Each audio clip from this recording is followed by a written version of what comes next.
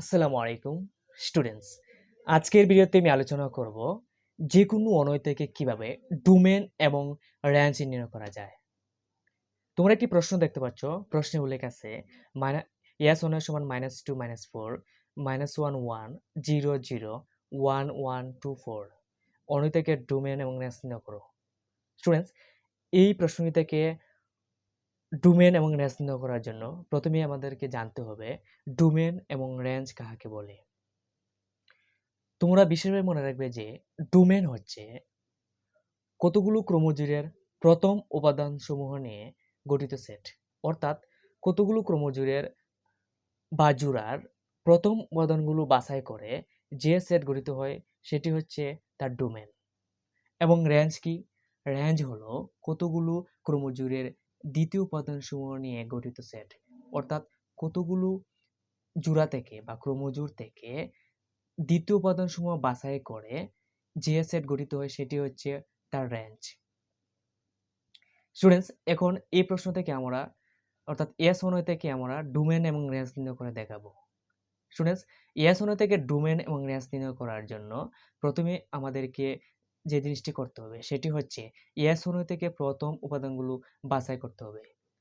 তাহলে আমরা লিখব এস অনয়ে ক্রোমোজোমগুলোর প্রথম উপাদানসমূহ। এস অনয়ে ক্রোমোজোমগুলোর প্রথম উপাদানসমূহগুলো হচ্ছে -2 -1 0 1 2। স্টুডেন্টস, আমরা ইয়েস অনয়ে ক্রোমোজোমগুলোর মধ্যে প্রথম উপাদানসমূহ লিখলাম যে -2 -1 0 1 2।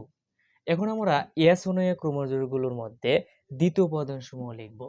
এস অনয়ে ক্রোমোজোমগুলোর মধ্যে দ্বিতীয় উপাদানসমূহ হচ্ছে 4 1 0 1 4।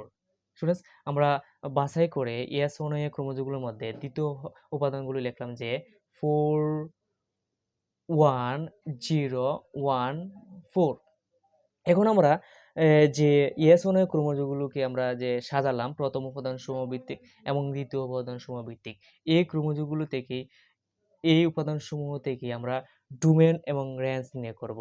স্টুডেন্টস, যেহেতু আমরা ইয়েস অনয় থেকে আমরা ডোমেন এবং রেঞ্জ নির্ণয় করব, সেহেতু আমরা ডোমেন এবং রেঞ্জ নির্ণয় করার জন্য ডোমেনের সাথেও এস দিব এবং রেঞ্জের সাথেও এস দিব। এখন আমরা যদি বলি যে ডোমেন এস সমান কি হবে, আমরা আগেই বলেছিলাম যে ডোমেন হচ্ছে কতগুলো ক্রোমোজোমের প্রথম উপাদানসমূহ নিয়ে গঠিত সেট।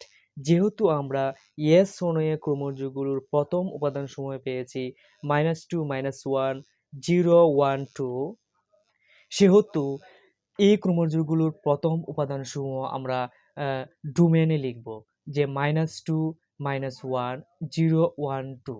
স্টুডেন্টস, আরেকটি কথা বিশেষভাবে মনে রাখবে যে ডোমেন লেখার সময় যদি কোনো ক্রোমোজোমের উপাদানসমূহ প্রথম উপাদানসমূহ পুনরাবৃত্তি হয় অর্থাৎ একই জাতের আসে, তাহলে আমরা একই জাতের একটা লিখব এবং উপাদানগুলোকে আমরা ছোট থেকে বড় ক্রমে সাজিয়ে লিখব।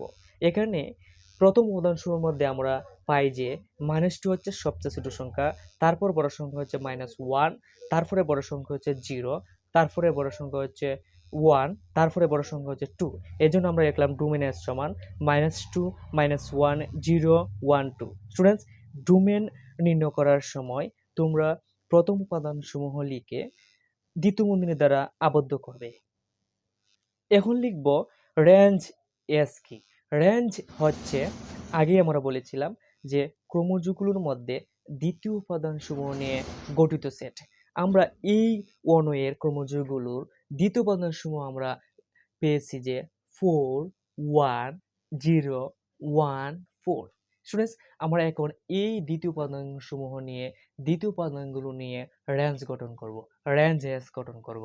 এখন যদি আমরা এই উপাদানগুলো নিয়ে রেঞ্জ এস গঠন করি তাহলে আমরা লিখব 0 1 4। স্টুডেন্টস, আমি আগেই বলেছিলাম ডোমেন নির্ণয় করার সময় বলেছিলাম যদি উপাদানগুলোর মধ্যে কোনো উপাদান বারবার আসে, পুনরাবৃত্তি হয়, একই জাতের হয়, তাহলে আমরা জাতের একটা লিখব এবং উপাদানগুলোকে আমরা ছোট থেকে বড় ক্রমে সাজিয়ে লিখব। এখানে দেখতে পাচ্ছি আমরা 0 আছে, তাহলে 0 প্রথম লিখব। তারপর দেখতে পাচ্ছি 1 দুই জায়গায় আছে, একই জাত আছে, আমরা এই 1 জাতের একটা 1 লিখব।